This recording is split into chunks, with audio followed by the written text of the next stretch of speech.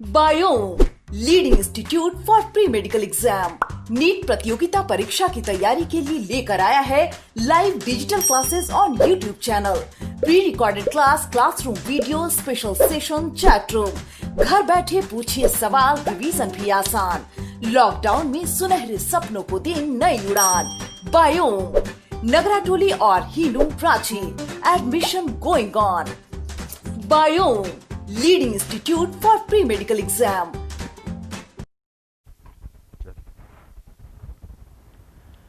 Good morning everyone. चलिए अपने topic हम लोग कल के आगे सिलेबस को आगे बढ़ाते हैं। हम लोग प्रीवियस क्लास में हम लोगों ने एनिमल टिश्यू वाले चैप्टर को शुरुआत ऑलरेडी कर दिया। एनिमल टिश्यू में हम लोगों ने एपिथेलियल टिश्यू की भी शुरुआत कर डाली थी। एपिथेलियल टिश्यू में भी फर्दर उसके जो टाइप्स थे, क्लासिफिकेशन, उसमें हम लोग आ चुके थे, जिसके अंतर्गत मैंने आपको ये बताया होगा कि एपिथेलियल टिश्यू को पहले हम लोग दो हिस्से में डिवाइड कर रहे हैं। अगर एक लेयर में सेल्स थे तो उसे हम लोग कहते थे सिंपल एपिथेलियल टिश्यू, और अगर कई लेयर में थे तो उसे हम लोग क्या करते थे, कंपाउंड एपिथेलियल टिश्यू, ये कहा करते थे।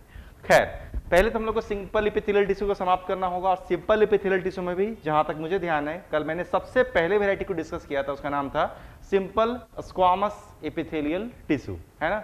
यानी अभी जितने भी टिश्यू फिलहाल हम लोग पढ़े वो क्या है, हम लोग फिलहाल हैं सिंपल एपिथेलियल टिश्यू में। और सिंपल एपिथेलियल टिश्यू के अंतर्गत मैंने सिंपल स्क्वामस एपिथेलियल टिश्यू समाप्त किया। उसके आगे हम लोग बढ़ते हैं। तो अब जिस वैरायटी को हम लोग आज शुरुआत करने वाले हैं, इसका नाम क्या होगा, इसका नाम होगा सिंपल क्यूबॉइडल एपिथेलियल टिश्यू। इसका नाम होगा सिंपल क्यूबॉइडल एपिथेलियल टिश्यू। चलिए हम लोग देखते हैं। बेसिक टिश्यू है, हालांकि सिंपल क्यूबॉइडल एपिथेलियल टिश्यू में फिर कितने वैरायटी आएंगे, तो इसमें फिर से 4 वैरायटी को हम लोग को देखने का मौका मिलेगा। तो मैं एक काम करता हूं, पहले इसके चारों वैरायटी के नाम पहले मैं लिख ही देता हूं। सिंपल क्यूबॉइडल एपिथेलियल टिश्यू में जो 4 वैरायटी हम लोग पढ़ेंगे उसके नाम क्या क्या होंगे। सबसे पहला वैरायटी हम लोग पढ़ेंगे, उसका नाम रखेंगे chelated cuboidal epithelial tissue. Chelated cuboidal epithelial tissue, चलिए देखेंगे जब आएंगे। उसी तरीके से अगले वैरायटी को जो इसमें हम लोग पढ़ेंगे, ये सारे सिंपल क्यूबॉइडल के फर्दर वैरायटीज है ना। इसमें अगले वैरायटी को हम लोग पढ़ेंगे, उसका नाम रखेंगे brush bordered cuboidal. Brush bordered cuboidal epithelial tissue, ये हम लोग पढ़ेंगे। इसके बाद जो तीसरे वैरायटी को इसमें हम लोग डील करेंगे, उसका नाम रखेंगे pigmented cuboidal. Pigmented cuboidal epithelial tissue, pigmented cuboidal epithelial tissue. और इसके अंतर्गत जो चौथी और जो आखिरी वैरायटी होगी उसका नाम रखा करेंगे हम लोग germinal cuboidal. Germinal cuboidal epithelial tissue. लेकिन चलिए हम लोग को सबसे पहले वैरायटी से आगे बढ़ना होगा, है ना। तो सिंपल एपिथेलियल टिश्यू किसे कहते हैं, जिसमें एक ही लेयर में सेल्स अरेंज थे। अगर एक ही लेयर में सेल्स अरेंज थे और सेल्स बिल्कुल फ्लैट थे, कल जिसको हम लोगों ने पढ़ा था सेल्स बिल्कुल फ्लैट थे, तो उसका नाम रखा था हमने सिंपल स्क्वामस एपिथेलियल टिश्यू। लेकिन आज जिस टिश्यू की हम लोग शुरुआत करें, इसमें सेल्स बिल्कुल फ्लैट नहीं होंगे, बल्कि सेल्स कैसे होंगे, थोड़े से लंबे चौड़े होंगे, क्यूब लाइक दिखेंगे, इसलिए इसका नाम रखेंगे हम लोग सिंपल क्यूबॉइडल एपिथेलियल टिश्यू। तो चलिए हम शुरुआत करते हैं सिंपल क्यूबॉइडल एपिथेलियल टिश्यू। फिर से तो नीचे की तरफ क्या बनाना होगा, नीचे की तरफ हमें एक बेस बनाना होगा। इस बेस का नाम क्या रखेंगे, इस बेस का नाम रखेंगे हम लोग बेसमेंट मेम्ब्रेन।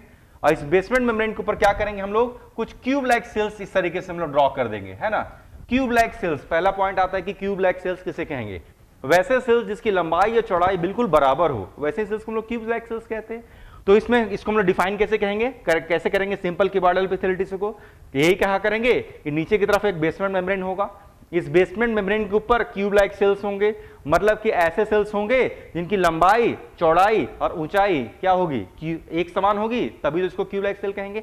और इनके पास न्यूक्लियस कैसा होगा, तो न्यूक्लियस बिल्कुल बीचों बीच होगा, और बीचों बीच मतलब सेंट्रली लोकेटेड होगा, और देखने में कैसा दिखेगा, राउंडेड दिखेगा। दैट्स ऑल, आपको बस इतना ही कहना है। ये देखिए सिंपल क्यूबॉइडल हो चुका। इंग्लिश में अगर डिफाइन करते हो तो क्या कह सकते हैं, the cells lies upon lower most basement membrane, above this basement membrane the cells are, the length, width and height of cells are equal, that means they are looking like cube, and the nucleus is centrally located, rounded in shape, और इसी tissue का नाम पड़ गया simple cuboidal epithelial tissue. लेकिन जो simple cuboidal epithelial tissue है, इसमें क्या है, इसमें टोटल 4 तरीके के वेरिएशन होंगे, है ना। यानी जो सिंपल क्यूबॉइडल एपिथेलियल टिश्यू दिख रहा है, इसमें क्या है, 4 तरीके के वेरिएशन होंगे। क्योंकि इसमें 4 तरीके के वेरिएशन होंगे, इसलिए इसके 4 तरीके के टाइप्स भी होंगे। चलिए चारों तरीके के टाइप्स हम लोग को पढ़ना है। लेकिन चारों टाइप्स को पढ़ने से पहले सिंपल क्यूबॉइडल एपिथेलियल टिश्यू का एक फंक्शन ऑफ एनसीईआरटी के हिसाब से मुझे बताना होगा। फंक्शन कल भी मैंने आपको स्पेसिफाई किया था। ऐसे जो एक ही लेयर में सेल्स होते हैं ना, उनके लिए सिक्रेशन और एब्जॉर्प्शन करना बहुत आसान होता है ना। यानी अगर ये सेल चाहें तो किसी भी चीज को आराम से क्या कर सकते हैं, सिक्रेट कर सकते हैं, किसी भी चीज को आराम से क्या कर सकते हैं, एब्जॉर्ब कर सकते हैं। यानी कि सिंपल क्यूबॉइडल एपिथेलियल टिश्यू का फंक्शन क्या हो गया, they help in secretion, help नहीं, their main function is secretion and absorption. ध्यान रखिएगा, फिर से मैं रिपीट कर रहा हूं, फंक्शन इसका पूछेगा तो आंसर देंगे their main function is secretion and absorption. याद रखिएगा, एक समय ऐसा आएगा जब इसी लाइन को लेकर मैं आपको कंपेयर करूंगा कुछ खास चीज, है ना। तो ध्यान रखिए, यहां पर मैं लाइन बोल रहा हूं, their main function is secretion and absorption. Finish करते हैं इसको। अब आते हैं इसके वेराइटीज पे। 4 नाम हैं, ओबियसली 4 तरीके के होते होंगे, कुछ ना कुछ तो डिफरेंस होता होगा, तभी तो 4 वेराइटी है। तो चलिए सबसे पहले वेराइटी पे आते हैं, नाम है सिंपल या सिलेटेड कीबॉर्डल एपिथेलियल टिश्यू।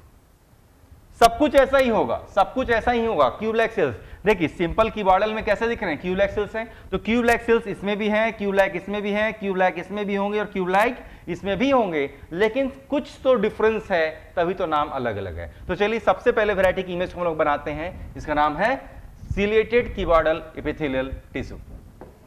जिस जगह पर मैंने नाम लिखा हुआ है ना, उसी के बगल में उसके इमेज को बनाते हैं, ज्यादा बेहतर होगा। चलिए देखते हैं सिलेटेड कीबॉर्डल एपिथेलियल टिश्यू कैसा दिखेगा। नीचे की तरफ क्या बना लेंगे, नीचे की तरफ बना लेंगे बेसमेंट मेम्ब्रेन। बेसमेंट मेम्ब्रेन के ऊपर क्या करेंगे, क्यूब-लाइक सेल्स को हम लोग बना लेंगे, जैसे अभी क्यूब-लाइक सेल्स हम लोग देख रहे थे वैसे क्यूब-लाइक सेल्स बना लेंगे।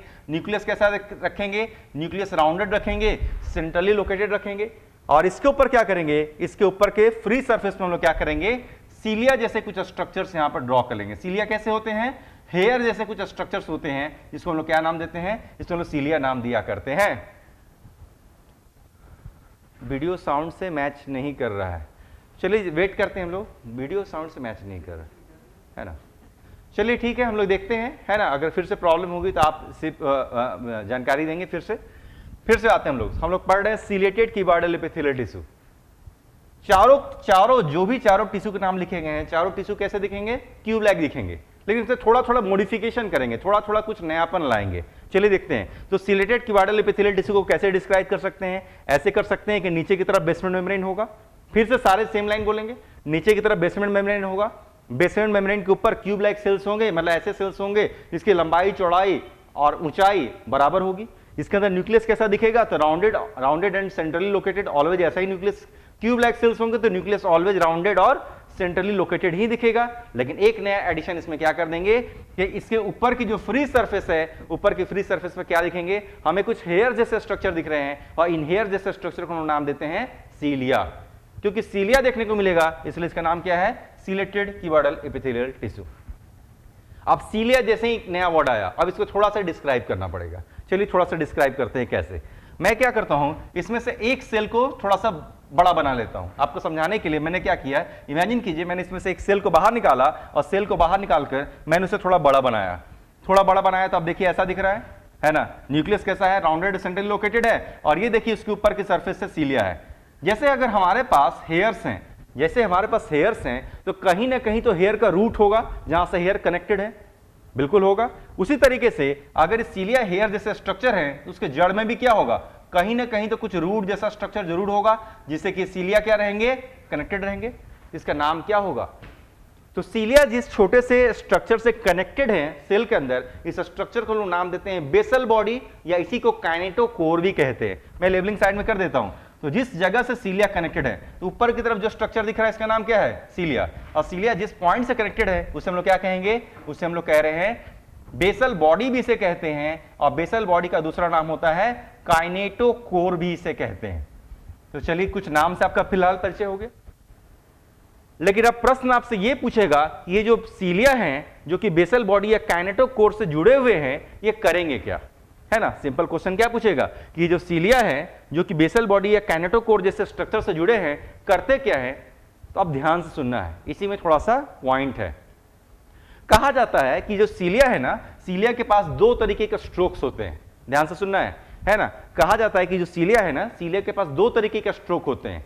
एक स्ट्रोक को कहते हैं पावर स्ट्रोक, और एक स्ट्रोक को कहते हैं रिकवरी स्ट्रोक।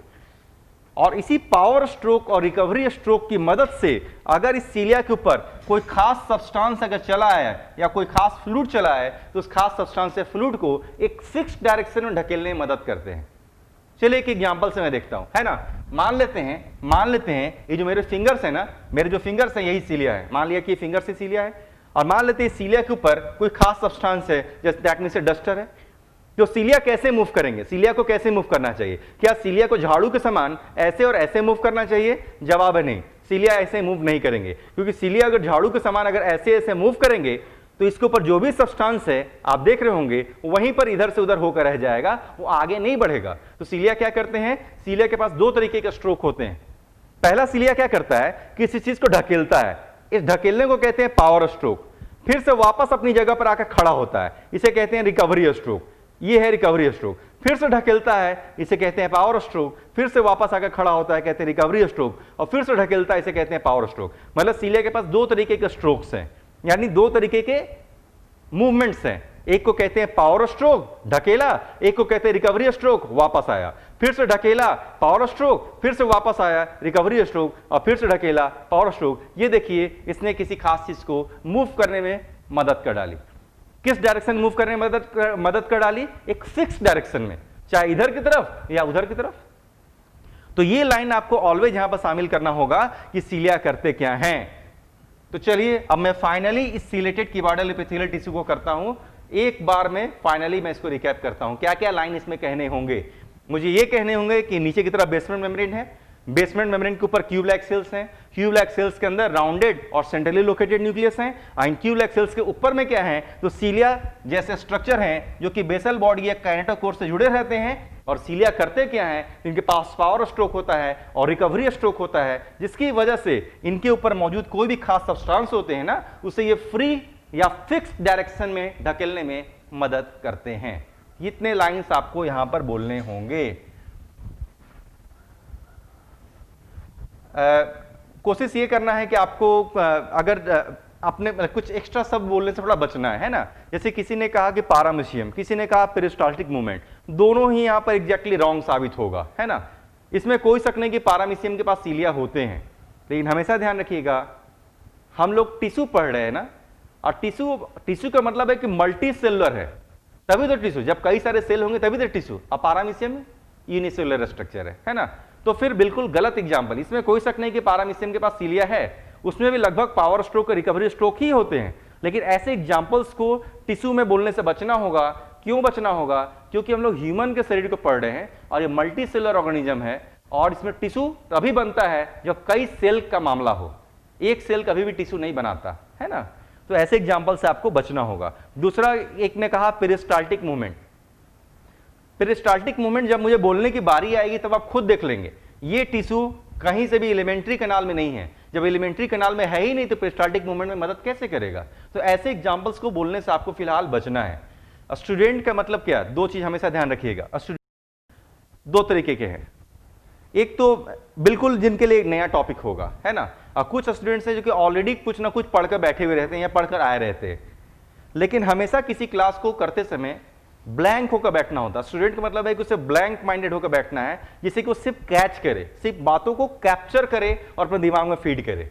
अगर आपके दिमाग में पहले से कुछ बातें रहेंगी ना, तो जो मेरे द्वारा जो बताई गई जो बातें होंगी ना, उसके साथ वो क्लैश होगा, और क्लैश होगा तो हो सकता है आपके पुरानी जो कॉन्सेप्ट हैं काफी गलत हो, और मैंने जो आपको बताया तो इस दोनों को मिक्स करेगा तो आपका दिमाग कंफ्यूज होगा। तो ऐसे कंफ्यूजन से बचने के लिए आपके पास सबसे साधारण और सबसे शानदार उपाय ये है, कितना भी आप क्यों ना जानते हो, पीसफुली सुनने की आदत रखनी है, कैच करना है, एकदम ब्लैंक ब्रेन रखना है, क्योंकि ब्लैंक ब्रेन रहेगा तो मेरे द्वारा जो लिखा जाएगा आपके ब्रेन के ऊपर वो काफी सटीक होगा, है ना, वो ज्यादा बेहतर होगा। तो स्टूडेंट, जिस तरीके से ब्लैंक कागज मिलता है तो हम लोग उसके ऊपर कितने आराम से लिख लेते हैं, भरा हुआ कागज मिलेगा क्या उसके ऊपर लिख पाएंगे? नहीं लिख पाएंगे। ठीक वैसे ही स्टूडेंट मतलब होता है उसे एकदम ब्लैंक, एकदम कागज, खुले कागज के समान, एक सादे कागज के समान होना होगा जिस पर हम लोग लिख सकें। तो जस्ट उसको कोऑपरेशन की मैं आपसे उम्मीद करता हूं। तो यहां पर दो लोगों ने दो एग्जांपल दिया, एक ने कहा पारामीशियम, वो भी गलत साबित हो गया क्योंकि पारामीशियम सिंगल सेलुलर है, उसमें टिश्यू जैसी कोई चीज की हम लोग बात कर ही नहीं रहे यहाँ पर, और हम लोग यहाँ टिश्यू पढ़ रहे हैं ना, तो पारामीशियम गलत एग्जांपल साबित हो रहा है। और दूसरा पेरिस्टाल्टिक मूवमेंट, वहां पर आगे देखेंगे ब्रश बॉर्डर्ड कॉलुमनर और ब्रश बॉर्डर्ड सिलिएटेड वहां पर के मिक्सचर पाए जाएंगे कुछ हद तक, है ना, और ये काफी डिफरेंट है, अभी मतलब क्यूबाइडल में है ना कि कॉलुमनर में, इसलिए आंसर भी आपका गलत हो गया। हाँ, क्वेश्चन है सर क्या सीलिया सेल्स को प्रोटेक्ट भी करता है? तो जवाब है नहीं, सीलिया सेल्स को प्रोटेक्ट नहीं कर सकता। हमेशा ध्यान रखिए, खास लाइन मैंने आपको बताया था, जब तक सिंगल लेयर में हम लोग सेल्स पढ़ रहे हैं, वो डिफ्यूजन कर सकता है, सिक्रेशन कर सकता है, एब्जॉर्प्शन कर सकता है, प्रोटेक्शन नहीं कर सकता। और जब मल्टी लेवल में, जब मल्टी सेलुलर में जाएंगे तो उसका मुख्य काम प्रोटेक्शन होगा, वो सिक्रेशन एब्जॉर्प्शन नहीं कर पाएगा, क्योंकि अब हम लोग सिंगल लेयर में पढ़ रहे हैं और सिंगल लेयर में सीलिया है, किसी भी तरीके से प्रोटेक्शन अंजाम नहीं देगा। तो चलिए, मेरे ख्याल से मैंने उसको क्लियर किया। तो बी केयरफुल, ध्यान आपको यहां पर देना होगा। चलिए आगे बढ़ते हैं। तो अभी तक जिस टिश्यू को हम लोग पढ़ रहे थे, सिलेटेड क्यूबॉइडल एपिथेलियल टिश्यू, मेरे ख्याल से आपने इस लाइंस को कैच कर लिए होंगे। फिर से मैं रिपीट करता हूं, शायद कईयों का ध्यान भटक गया होगा। बेसमेंट मेम्ब्रेन है, उसके ऊपर क्यूब लाइक सेल्स हैं, राउंडेड न्यूक्लियस हैं, सेंट्रली लोकेटेड न्यूक्लियस हैं, ऊपर के फ्री सरफेस में पाए जाते हैं सीलिया। सीलिया क्या करते हैं? तो सीलिया के पास दो स्ट्रोक होते हैं।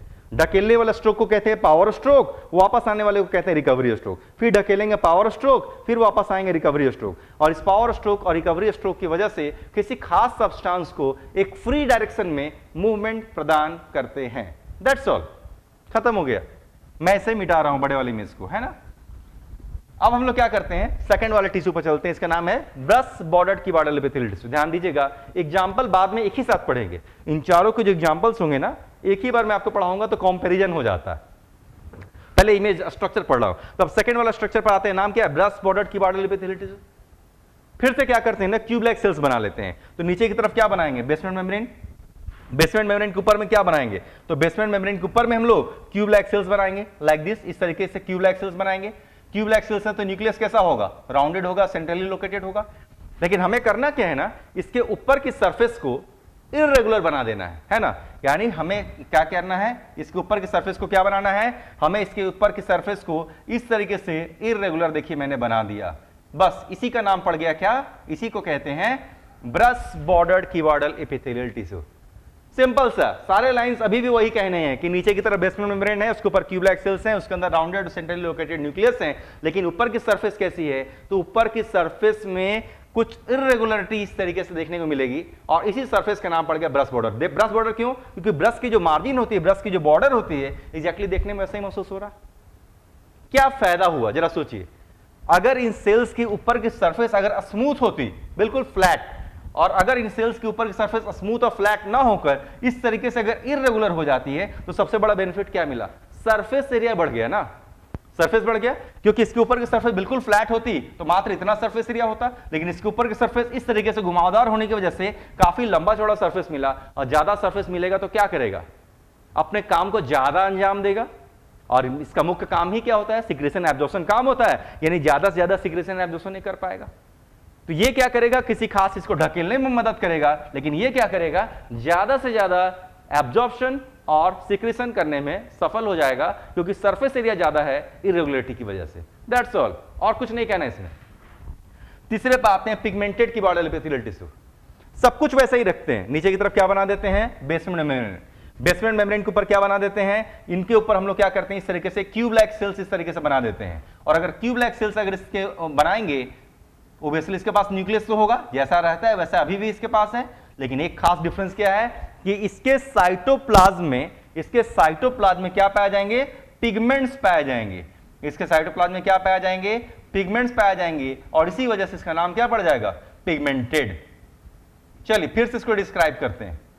नीचे की तरफ बेसमेंट मेम्ब्रेन, बेसमेंट मेम्ब्रेन के ऊपर में क्यूब लाइक सेल्स हैं। क्यूब लाइक सेल्स है तो न्यूक्लियस कैसा है? राउंडेड है, सेंट्रली लोकेटेड है। लेकिन इसके साइटोप्लाज्म में क्या है? पिगमेंट्स हैं, और पिगमेंट्स होने की वजह से इसमें कुछ कलर चला आएगा, और कलर्ड होने के दिखने की वजह से इसका नाम पड़ेगा पिगमेंटेड क्यूबॉइडल एपिथेलियल टिश्यू।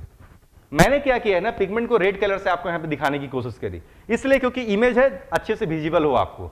लेकिन वाकई इसके अंदर क्या होते हैं? वाकई इसके अंदर ब्लैक कलर के मेलानिन नाम के पिगमेंट्स होते हैं, है ना। मेलानिन एक ऐसा पिगमेंट है जो कि हमारे स्किन में अवेलेबल है। सिर्फ स्किन में ही नहीं, शरीर के बहुत सारे हिस्से में मेलानिन नाम का पिगमेंट है, इंक्लूडिंग आई में भी मेलानिन पिगमेंट पाए जाते हैं। तो मेलानिन जो पिगमेंट होता है उसका कलर कैसा होता है? उसका कलर होता है ब्लैक, है ना। तो मुझे क्या करने चाहिए थे? इसके साइटोप्लाज्म में ब्लैक कलर के पिगमेंट्स दिखाने चाहिए थे, लेकिन आपको अच्छे से दिखे इसलिए मैंने उसे रेड कलर से दर्शा दिया। तो ध्यान दीजिएगा, हमेशा लाइन में जब लिखना होगा तो आपको यही लिखना होगा, इनके साइटोप्लाज्म में ब्लैक कलर के मेलानिन नाम के पिगमेंट्स पाए जाते हैं, और मेलानिन नाम के पिगमेंट्स पाए जाने की वजह से ये कैसे होंगे? कलरफुल दिखेंगे, और कलरफुल दिखने की वजह से इसका नाम पड़ा pigmented cuboidal epithelial tissue. Finished, और कुछ नहीं कहना इसमें। और चौथे आखिरी वैरायटी का नाम क्या है? चौथे और आखिरी वैरायटी का नाम है जर्मिनल क्यूबॉइडल एपिथेलियल टिश्यू। चलिए देखते हैं कैसा दिखेगा। सब कुछ वैसा ही है। फिर से क्या करेंगे, नीचे की तरफ बेसमेंट मेम्ब्रेन बना लेंगे। फिर से क्या करेंगे, नीचे की तरफ बेसमेंट मेम्ब्रेन बना लेंगे, और बेसमेंट मेम्ब्रेन के ऊपर जैसे क्यूब लाइक सेल्स होते हैं वैसे ही मैंने बना लिया, और राउंडेड और सेंट्रली लोकेटेड न्यूक्लियस को इस तरीके से मैंने इसके ऊपर दिखा दिया। दैट्स ऑल, इतना तो कर दिया हमने। अब चलिए देखते हैं कि आखिर खासियत क्या है। आप जानते ही होंगे कि शरीर के किसी भी सेल में जनरली क्या होता है, शरीर के किसी भी सेल में जनरली माइटोसिस होता है ना। लेकिन शरीर के दो ऐसे स्ट्रक्चर हैं, मेल के अंदर टेस्टिस और फीमेल के अंदर ओवरी, एक ऐसा स्ट्रक्चर है जिसके अंदर माइटोसिस ना होकर मियोसिस होता है, और मियोसिस होने की वजह से गैमीट्स बनते हैं। जैसे मेल के अंदर टेस्टिस के अंदर स्पर्म नाम का गैमेट बनता है मियोसिस होकर, उसी तरीके से फीमेल्स के ओवरी के अंदर ओवम नाम का गैमेट बनता है, वो भी मियोसिस होकर ही बनता है। मियोसिस मतलब उसमें क्रोमोसोम्स की संख्या आधी रह जाती है ना। तो एग्जैक्टली वही तो सेल है ये। जर्मिनल क्यूबॉइडल एपिथेलियल टिश्यू क्या है, बस एक ही लाइन का अंतर है। अगर जर्मिनल क्यूबॉइडल एपिथेलियल टिश्यू को देखा जाए ना तो एग्जैक्टली वैसे ही दिखते हैं जैसे कि सिंपल क्यूबॉइडल एपिथेलियल टिश्यू दिखते हैं। बेसमेंट मेम्ब्रेन होगा, उसके ऊपर क्यूब लाइक सेल्स होंगे, rounded and centrally located nucleus होंगे, फिनिश्ड। लेकिन अंतर यही है कि बाकी सेल्स, शरीर के बाकी सेल जहां पर माइटोसिस करते हैं, ये जर्मिनल क्यूबॉइडल एपिथेलियल टिश्यू क्या करेंगे, ये मियोसिस करते हैं। मियोसिस करने की वजह से इसको क्या बुलाते हैं हम लोग, जर्म सेल बुलाते हैं। जर्म सेल मतलब स्पर्म और ओवम को जर्म सेल भी कहते हैं, है ना, क्योंकि स्पर्म और ओवम मतलब जर्म सेल बनाने की जिम्मेदारी इनको मिली है मियोसिस करके, इसलिए इसका नाम क्या है, germinal cuboidal epithelial tissue, finished. कुछ नहीं कहना इसके आगे। तो ये रहा आपके पास एक इमेज, बहुत ही बेसिक सा इमेज देखने को मिल रहा है। सीधे एग्जाम्पल पर हम लोग जंप करते हैं, सीधे एग्जाम्पल पर आते हैं। तो एग्जाम्पल के लिए मुझे क्या करना होगा ना, मुझे मिटाना होगा, है ना। मुझे क्या करना होगा, इस इमेज को यहां पर मिटा कर थोड़ा सा साफ करना होगा। चलिए मैं इमेज को यहां पर साफ कर देता हूं तेजी से। सीधे एग्जाम्पल पर आते हैं, कौन कहां पर पाया जाएगा। अगर एग्जाम्पल देखना है ना, मैं फिर से काम करता हूं, नेफ्रॉन की इमेज बनाता हूं। कल भी मैंने एक नेफ्रॉन की इमेज बनाया हुआ था, ध्यान दीजिए। नेफ्रॉन में कल क्या खोज रहे थे, नेफ्रॉन्स के अलग अलग हिस्सों में कल हम लोग सिंपल स्क्वामस एपिथेलियल टिश्यू को खोज रहे थे कि नेफ्रॉन के किस हिस्से में कहां पर सिंपल स्क्वामस होगा। लेकिन उसी नेफ्रॉन में आपको सिलेटेड क्यूबॉइडल भी दिखेगा, और उसी नेफ्रॉन में आपको ब्रश बॉर्डर्ड क्यूबॉइडल भी दिखेगा। चलिए देखते हैं, फिर से नेफ्रॉन की इमेज बनाते हैं। तो नेफ्रॉन में ऐसे स्ट्रक्चर को कहते थे बोमेंस कैप्सूल, इसका नाम था पीसीटी यानी प्रॉक्सिमल कन्वोल्यूटेड ट्यूब्यूल, इसका नाम था डिसेंडिंग हेले लूप, इसका नाम था थिन असेंडिंग हेले लूप, इसका नाम था थिक असेंडिंग हेले लूप, इसका नाम था डीसीटी डिस्टल कन्वोल्यूटेड ट्यूब्यूल, और इसका नाम था कलेक्टिंग डक्ट। ऐसा ही स्ट्रक्चर था। मैं सिर्फ आपको रिफ्रेश कर देता हूं कि कल स्क्वामस कहां कहां आपने देखा था। कल आपने बोमेंस कैप्सूल में स्क्वामस देखा, पूरा डिसेंडिंग हेले लूप में स्क्वामस देखा, थिन असेंडिंग हेले लूप में भी आपने स्क्वामस देखा, और पूरे के पूरे कलेक्टिंग डक्ट में भी आपने स्क्वामस देखा था। लेकिन आप खुद समझ रहे हैं इसमें कुछ हिस्से छूट गए। जो हिस्से छूट गए वहीं पर ये दोनों टिश्यू हैं। चलिए देखते हैं कौन कौन से हिस्से। जो पीसीटी और डीसीटी है ना, इसको नाम क्या देते हैं हम लोग, प्रॉक्सिमल कन्वोल्यूटेड ट्यूब्यूल पीसीटी, इसको हम लोग कहते हैं डिस्टल कन्वोल्यूटेड ट्यूब्यूल डीसीटी कहते हैं। पीसीटी और डीसीटी में सिंपल बोल रहा हूं मैं, ये sorry brush bordered cuboidal epithelial tissue होते हैं। तो ब्रश बॉर्डर्ड क्यूबॉइडल कहां कहां होंगे, ये पीसीटी में भी होंगे और कहां कहां होंगे, डीसीटी में भी होंगे। जरा सोचिए, ब्रश बॉर्डर होने से फायदा क्या हो गया, ब्रश बॉर्डर होने से फायदा ये हो गया कि पीसीटी और डीसीटी के अंदर सरफेस एरिया बढ़ गई होगी, और सरफेस एरिया बढ़ने की वजह से बहुत शानदार तरीके से सिक्रीशन और एब्जॉर्प्शन हुआ करेंगे। तो जब हम लोग एक्सक्रीशन पढ़ेंगे, जब हम लोग किडनी पढ़ेंगे, जब नेफ्रॉन पढ़ेंगे, तो देखेंगे इन्हीं सेल्स की वजह से नेफ्रॉन्स में बहुत जबरदस्त तरीके से सिक्रीशन और एब्जॉर्प्शन करने की घटना को अंजाम दिया जाएगा। जो चलिए जब आएगा तो आप खुद समझेंगे। तो देखिए इसके दो एग्जाम्पल मैंने आपको बता दिए। ब्रश बॉर्डर्ड क्यूबॉइडल कहां पाया जाएगा, तो brush bordered cuboidal it is found in PCT and DCT of nephron. क्या करेगा, सिक्रेशन एंड एब्जॉर्प्शन, फिनिश्ड। अब क्या बच गया, ये देखिए सिलेटेड क्यूबॉइडल के एग्जांपल, वो भी इसी नेफ्रॉन में है। सिलेटेड क्यूबॉइडल कहां पर है, तो सिलेटेड क्यूबॉइडल इसी नेफ्रॉन के इस थिक असेंडिंग हेले लूप में है ना। जो असेंडिंग हेले लूप कैसे थे, थिन और थिक थे। थिन वाले पोर्शन में तो स्क्वामस था, कल हम लोग देखे थे। लेकिन जो थिक वाला पोर्शन है असेंडिंग हेले लूप का, जो थिक वाला पोर्शन है, उस थिक वाले पोर्शन में क्या है, सिलेटेड क्यूबॉइडल एपिथेलियल टिश्यू होते हैं। करते क्या होंगे, सीलिया है ना, तो कहा जाता है, आप भी जानते हैं, इसके अंदर नेफ्रॉन के अंदर क्या होती है, यूरिन की फॉर्मेशन होती है। तो जैसे जैसे जो फ्लूइड होगा आगे बढ़ता चला जाएगा ना, जरा देखिए, जो भी फ्लूइड होगा जो यहां से आगे बढ़ेगा, पहले तो ऊपर से नीचे आएगा, तो नीचे आना तो बहुत आसान है, लेकिन जब उसे नीचे से वापस ऊपर जाना होता है ना, तो प्रेशर में क्या होती है, कमी आ जाती है। और प्रेशर में कमी आने की वजह से जो सीलिया, जो थिक वाले पोर्शन में जो सीलिया मौजूद है ना, सीलिया क्या करेंगे, उसे ढकेलते हैं और सीलिया उसे ढकेल कर ऊपर की तरफ पहुंचाने में सफल हो जाते हैं। फिनिश्ड। और कोई एग्जाम्पल आपको यहां बोलने की जरूरत नहीं है। तो ब्रश बॉर्डर कहां पाया जाएंगे, पीसीटी और डीसीटी में, और सीलेटेड क्यूबॉइडल कहां पाया जाएगा, तो thick portion of ascending Henle loop में पाए जाते हैं, जहां वो क्या करते हैं, नेफ्रिक फिल्ट्रेट को ढकेलते हैं। कई लोग सोच रहे होंगे कि नेफ्रिक फिल्ट्रेट क्या, नेफ्रॉन से जो भी फिल्ट्रेशन होकर जो भी फ्लूइड यहां गुजरता है ना, उसको नेफ्रिक फिल्ट्रेट कहते हैं। अभी उसे यूरिन नहीं कहते, यूरिन तब कहेंगे जब वो कलेक्ट जाएगा, है ना, यानी कि जब तक वो फ्लूइड यहां से गुजरता रहता है, जब तक यहां तक नहीं पहुंच जाएगा, तब तक उसे नेफ्रिक फिल्ट्रेट कहेंगे, और एक बार यहां से गुजरकर आगे बढ़ जाएगा तब उसे हम लोग यूरिन कहा करते हैं। क्लियर हो गया। यानी कि थिक पोर्शन में सीलेटेड क्यूबॉइडल होंगे, और किसे ढकेलते हैं, क्वेश्चन पूछा तो आंसर होगा नेफ्रिक फिल्ट्रेट को ऊपर ढकेलने में मदद करते हैं, क्योंकि प्रेशर में कमी आ चुकी रहती है। That's all. तो देखिए, दोनों के एग्जांपल मैंने आपको समाप्त कर दिए। अब तीसरे एग्जांपल पर आते हैं। नाम क्या है, तीसरे का नाम है पिगमेंटेड क्यूबॉइडल एपिथेलियल टिश्यू। एक समय ऐसा आएगा जब हम लोग आई पढ़ेंगे। आई में 3 लेयर होते हैं, मेरे ख्याल से आपने सुनकर रखा होगा, स्क्लेरा, कोराइड और रेटिना। बहुत डिटेल में पढ़ना है आपको। लेकिन जो कोराइड, जो मिडिल लेयर है, इसको कोराइड कहते हैं, और सबसे अंदर की लेयर जिसको हम रेटिना कहते हैं ना, वो काफी डार्क दिखती है, काफी ब्लैक दिखती है।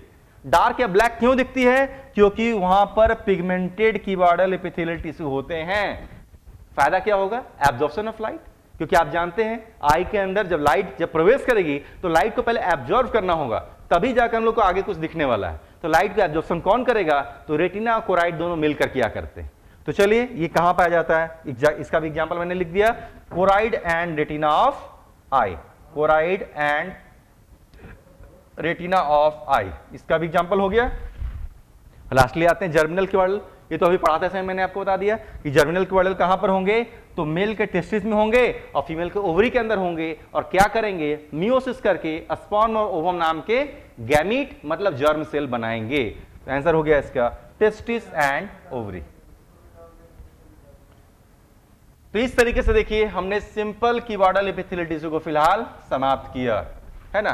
टेंशन लेने की जरूरत नहीं है। क्वेश्चन अगर आपके दिमाग में कुछ भी आए तो जरूर पूछिए, बेहिचक पूछिए, उसी वक्त पूछिए, क्योंकि समझाना मेरी आदत है।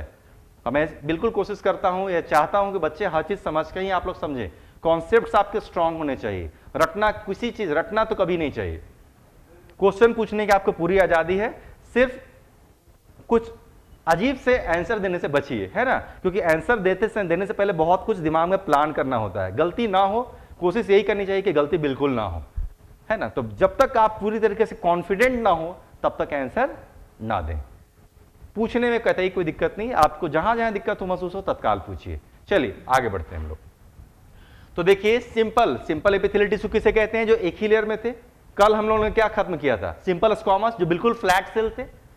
अभी हम लोगों ने क्या खत्म किया, थोड़े से ऊंचे सेल। स्क्वामस तो बिल्कुल फ्लैट थे ना, लेकिन सिंपल क्यूबॉइडल क्या है, थोड़े से ऊंचे सेल हैं, ट्यूब-लाइक हैं। और अब इससे भी ज्यादा लंबे सेल को पढ़ेंगे, उसका नाम होगा सिंपल कॉलमनर एपिथेलियल टिश्यू। तो चलिए, अब मैं मिटा रहा हूं, यहां पर आपके पास सिंपल क्यूबॉइडल हो गया, और तीसरे वैरायटी में सिंगल लेयर वाले तीसरे और आखिरी वैरायटी में चलते हैं, उसका नाम होगा simple columnar epithelial tissue. Simple columnar epithelial tissue, मैं इसे मिटा रहा हूं। तो सिंपल कॉलमनर, कल मैंने आपको बताया भी था कि सिंपल कॉलमनर एपिथेलियल टिश्यू के भी कितने वैरायटी होंगे, तो सिंपल कॉलमनर एपिथेलियल टिश्यू के भी टोटल 4 ही वैरायटी होंगे। जैसे सिंपल क्यूबॉइडल के 4 वैरायटी थे, वैसे सिंपल कॉलमनर के भी क्या होंगे, 4 ही वैरायटी होंगे। फिर से मैं चारों का नाम लिख देता हूं। शुरू के जो 2 नाम है ना, लगभग वैसे ही हैं जैसे अभी आप देख रहे थे, लेकिन बाकी के 2 नाम थोड़े से नए हैं। चलिए मैं लिखता हूं। तो सिंपल कॉलमनर एपिथेलियल टिश्यू हम लोग पढ़ेंगे, और सिंपल कॉलमनर एपिथेलियल टिश्यू पढ़ेंगे तो इसके कितने वैरायटी होंगे, 4 वैरायटी। पहले का नाम रखेंगे सिंपल, ठीक उसी तरीके से सीलेटेड कॉलमनर, जैसे अभी हम लोग पढ़ रहे थे, क्यूबॉइडल में भी सीलेटेड था, है ना। अभी क्यूबॉइडल में भी सीलेटेड देख रहे थे, अब कॉलमनर में सीलेटेड आने वाला। सेकंड का भी नाम वैसा ही है, brush bordered columnar, brush bordered columnar epithelial tissue. तीसरे का नाम नया है sensory columnar epithelial tissue, sensory columnar epithelial tissue. और चौथे का नाम भी नया है, इसको हम लोग कहेंगे pseudo stratified columnar epithelial tissue.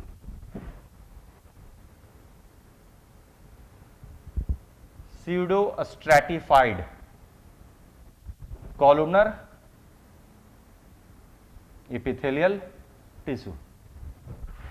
चलिए इस बार हम लोग क्या करेंगे ना, सभी को सेपरेट सेपरेट पढ़ेंगे क्योंकि थोड़ा ज्यादा जगह ले सकता है। एक क्वेश्चन है हिमांशु तिवारी, सर जो कैपिलरीज का एंडोथेलियम है वो सिंपल स्क्वामस एपिथेलियम इंडोडर्म से बनता है क्या? बिल्कुल, कैपिलरीज के अंदर की जो वाल थी जो सिंपल स्क्वामस एपिथेलियम है और सिंपल स्क्वामस एपिथेलियम है वो इंडोडर्म से बनता है ना।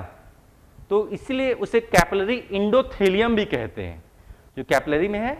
देखिए थोड़ा सा मैं इसको आपको करेक्ट कर रहा हूं कल के हिसाब से, और आपके क्वेश्चन को पूछकर मैं चाहता हूं कि कंफ्यूजन बिल्कुल दूर हो जाए आपकी।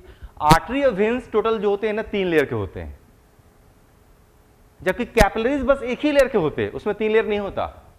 तो आर्टरीज और वेन्स जब 3 लेयर के होते हैं ना, तो सबसे अंदर की जो लेयर होती है वो भी स्क्वामस है, लेकिन कैपिलरीज तो एक ही लेयर के हैं और ये सिर्फ स्क्वामस की ही लेयर होती है।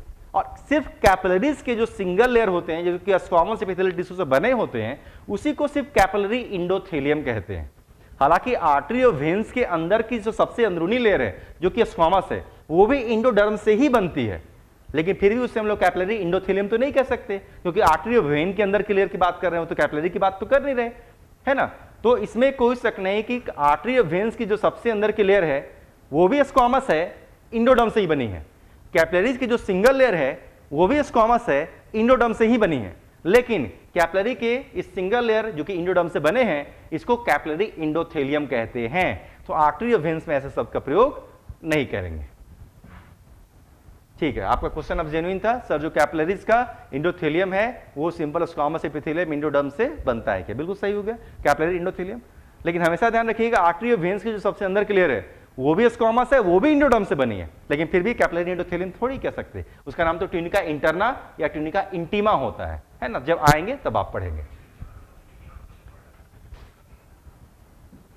शशिकांत नाग ने कहा रिपीट प्लीज। ठीक है, मैं इसको रिपीट करता हूं एक बार, तेजी से ध्यान से सुनना है। आर्टरीज भी 3 लेयर होंगे। सपोज कीजिए आर्टरी है, आर्टरी में 3 लेयर होंगे। ये सबसे बाहर के लेयर हो गई मान लिया, ये उसके अंदर के लेयर हो गए मान लिया, ब्लू कलर से देखिए हमने इसको बना दिया, और ये हो गई मान लेते हैं सबसे अंदर के लेयर, इसको मैंने चलिए रेड कलर से बना लिया, है ना। तो आर्टरीज होंगे या वेन्स होंगे तो कितने लेयर की थिकनेस होगी? सिर्फ 3 ही लेयर की होगी। लेकिन जो ये मान लिया कि आर्टरी, फिलहाल मान लिया, अभी हम लोग सिलेबस डिटेल में नहीं चल रहे क्योंकि आर्टरी और वेन का स्ट्रक्चर एक दूसरे से काफी डिफरेंट होता है ना। लेकिन मान लिया कि आर्टरी या वेन दोनों है, कुछ भी मान लिया, लेकिन कैपिलरी जो होते हैं ना वो सिर्फ एक ही लेयर की थिकनेस होती है। कैपिलरी जो होते हैं वो सिर्फ सिंगल एक ही लेयर की थिकनेस के बने होते हैं। तो आर्टरी और वेन तो टोटल 3 लेयर की थिकनेस है, कैपिलरी तो सिंगल एक ही लेयर की थिकनेस है। अब दोनों को डिस्क्राइब करना है। जो आर्टरी और वेन की जो सबसे अंदर की लेयर है ना स्क्वामस से बनी है, इंडोडर्म से बनी है, नेचर में इंडोडर्म है, ठीक है। वैसे ही कैपिलरी की जो सिंगल लेयर है ना ये भी स्क्वामस से बनी है, ये भी इंडोडर्म से बनी है, लेकिन इसको क्या कहते हैं? इसको हम लोग ट्यूनिका इंटीमा या ट्यूनिका इंटरना कहेंगे। इसको ट्यूनिका इंटीमा या इसको ट्यूनिका इंटरना कहेंगे। और कैपिलरी की जो सिंगल लेयर हुई, इसके पास तो सिंगल होती ही है, इसको हम लोग कैपिलरी इंडोथेलियम कहते हैं। इसको हम लोग कैपिलरी इंडोथेलियम कहते हैं। ये था यहां पर पॉइंट। उम्मीद करते हैं अब आपका क्लियर हुआ होगा। तो चाहे इसकी अंदर की लेयर हो स्क्वामस है, इंडोडर्म से बनी, चाहे ये सिंगल लेयर हो स्क्वामस है, इंडोडर्म से बनी है, लेकिन यहां पर उसे कहते हैं ट्यूनिका इंटीमा या ट्यूनिका इंटरना, और यहां पर उसे हम लोग नाम देंगे कैपिलरी इंडोथेलियम। तो हमेशा ध्यान रखिएगा, यही बस थोड़ा सा डिफरेंस था। चलिए वापस हम लोग यहां पर आते हैं। हम लोग कहां पर आ गए हैं? हम लोग सिंपल कॉलमनर एपिथेलियल टिश्यू पर आ चुके हैं। अब simple columnar epithelial tissue describe करना होगा। चलिए डिस्क्राइब करते हैं। नाम में तो सारा कमाल छुपा हुआ है। नीचे की तरफ क्या बना लेंगे? नीचे की तरफ बना लेते हैं बेसमेंट मेम्ब्रेन, और बेसमेंट मेम्ब्रेन के ऊपर लंबे लंबे सेल बना लेते हैं। ऐसे लंबे लंबे सेल्स को क्या बोलते हैं हम लोग? कॉलमनर सेल्स बुलाते हैं। तो कैसे लंबे लंबे कॉलमनर सेल्स को क्या कह सकते हैं? लेंथ ऑफ सेल और height of cell is more and width of cell is less. Cell की लंबाई या ऊंचाई क्या है, ज्यादा है, इसकी जो विड्थ है, चौड़ाई क्या है, कम है, ऐसे सेल कैसे दिखेंगे, ऐसे सेल कॉलम लाइक दिखेंगे, पिलर लाइक दिखेंगे, इसलिए इसका नाम कॉलमनर होगा। इनके पास न्यूक्लियस कैसे होते हैं, तो इनके पास न्यूक्लियस लॉन्गिट्यूडनली उभल होते हैं और बेसमेंट मेम्ब्रेन की तरफ होते हैं, बीचों बीच नहीं होंगे, किधर की तरफ होंगे, नीचे की तरफ होते हैं। बस यही तो है, इसको कहते हैं हम लोग सिंपल कॉलमनर एपिथेलियल टिश्यू। तो सिंपल कॉलमनर एपिथेलियल टिश्यू फिर से एक फाइनल बार मैं रिपीट करता हूं, कैसा कहेंगे, नीचे की तरफ बेसमेंट मेम्ब्रेन है, इसके ऊपर कॉलम लाइक सेल्स हैं, मतलब सेल की लंबाई ऊंचाई ज्यादा है, चौड़ाई कम है। न्यूक्लियस कैसा है, तो न्यूक्लियस लॉन्गिट्यूडनली ओवल होते हैं और नीचे की तरफ मतलब बेसमेंट मेम्ब्रेन की तरफ होते हैं, दैट्स ऑल। और इसी को कहते हैं हम लोग सिंपल कॉलमनर एपिथेलियल टिश्यू। लेकिन इसमें लोग क्या कर सकते हैं, फिर से सेम मॉडिफिकेशन करना होगा। सिंपल कॉलमनर है लेकिन इसमें क्या करेंगे, मॉडिफिकेशन करेंगे, तो सिलेटेड कॉलमनर भी बन जाएगा, ब्रश बॉर्डर भी बन जाएगा, सेंसरी भी बन जाएगा और स्यूडो स्ट्रैटिफाइड भी बन जाएगा। चलिए बनाते हैं। तो मैं इस इमेज को मिटाता हूं, इसमें और कुछ बोलने लायक है ही नहीं, लेकिन एक लाइन फंक्शन, फिर से कोई फंक्शन पूछेगा कि सिंपल कॉलमनर का फंक्शन क्या है, तो ध्यान दीजिए एनसीईआरटी लिखता है it helps in secretion and absorption. अब आपको देखिए कंपेयर मैं करता हूं, सिंपल कीबॉर्डल, इसके पहले पढ़े थे सिंपल कीबॉर्डल और अब पढ़े सिंपल कॉलमनर।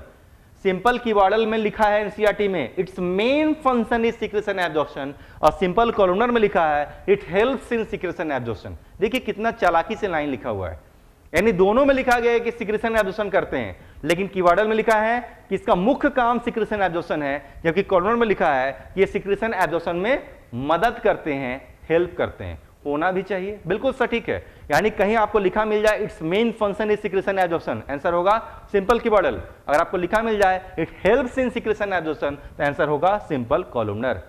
ऐसा क्यों, क्योंकि कीबॉर्डल की तुलना में जो कॉलमनर होते हैं ना, सिक्रेशन एब्जॉर्प्शन थोड़े से कम करेंगे।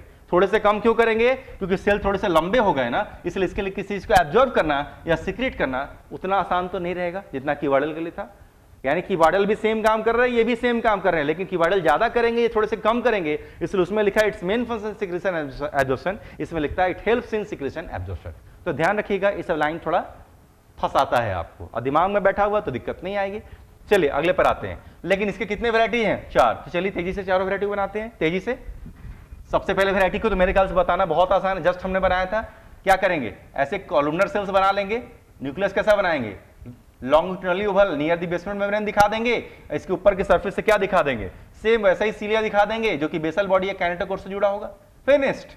अभी जस्ट आपने पढ़ा था जैसा एग्जैक्टली वही, सारे लाइन सेम टू सेम रह गए। चलिए एक बार मैं आपको डिस्क्राइब कर देता हूं तेजी से। क्या कहेंगे, नीचे की तरफ बेसमेंट मेम्ब्रेन है, उसके ऊपर कॉलम लाइक सेल है, इनके अंदर लॉन्गिट्यूडनली ओवल न्यूक्लियस है जो कि बेसमेंट मेम्ब्रेन के नजदीक है, और ऊपर के फ्री सरफेस पे क्या है, ऊपर के फ्री सरफेस पे सीलिया हैं जो कि बेसल बॉडी या कैनेटोकोर से जुड़े हुए हैं। करते क्या हैं, इनके पास दो तरीके के स्ट्रोक्स हैं, एक को कहते हैं पावर स्ट्रोक, एक को कहते हैं रिकवरी स्ट्रोक, एक को कहते हैं पावर स्ट्रोक, एक को कहते हैं रिकवरी स्ट्रोक, और किसी भी खास चीज को जो कि इसके ऊपर होगा उसे एक फिक्स्ड डायरेक्शन में बढ़ाने में मदद करते हैं।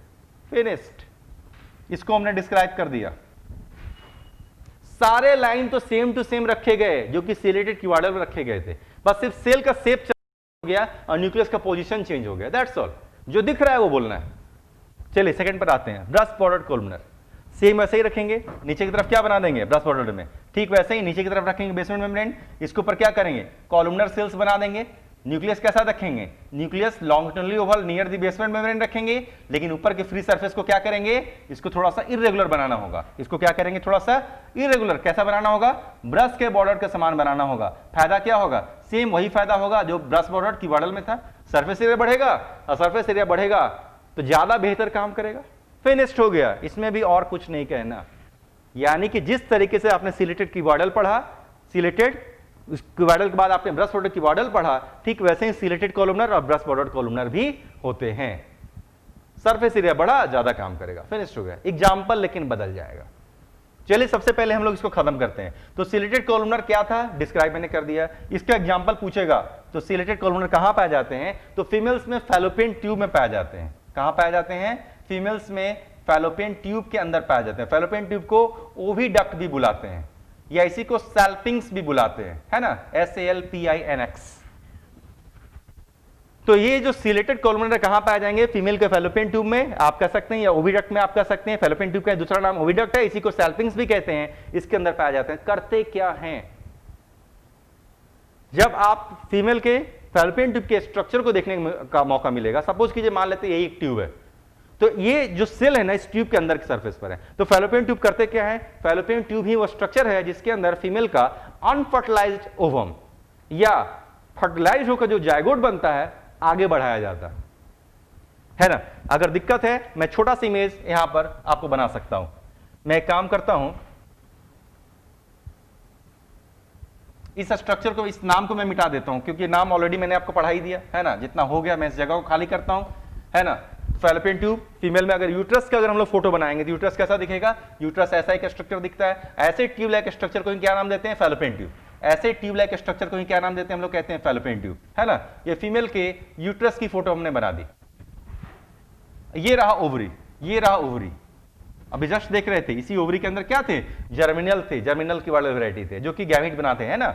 तो ये जो फैलोपियन ट्यूब है, इस फैलोपियन ट्यूब के अंदर की जो सरफेस है, ये अंदर की जो वाल है, ये जो फैलोपियन ट्यूब है इसके अंदर की जो वाल या सरफेस है, इसमें ही ये सिलिएटेड कॉलमनर सेल्स पाए जाते हैं। और जो ओवम यहां से आगे बढ़ता है ना, ओवरी, ओवरी से क्या बाहर निकला होगा, ओवरी से बाहर निकला होगा ओवम। और ओवम जब इस फैलोपियन ट्यूब के अंदर लाया जाता है, इस ओवम को आगे बढ़ाने के लिए, अगर फर्टिलाइजेशन नहीं हुआ तो भी ओवम को आगे बढ़ाया जाएगा, और अगर फर्टिलाइजेशन हो गया, ओवम का जायगोट बन गया, तो भी इसको आगे बढ़ाया गया।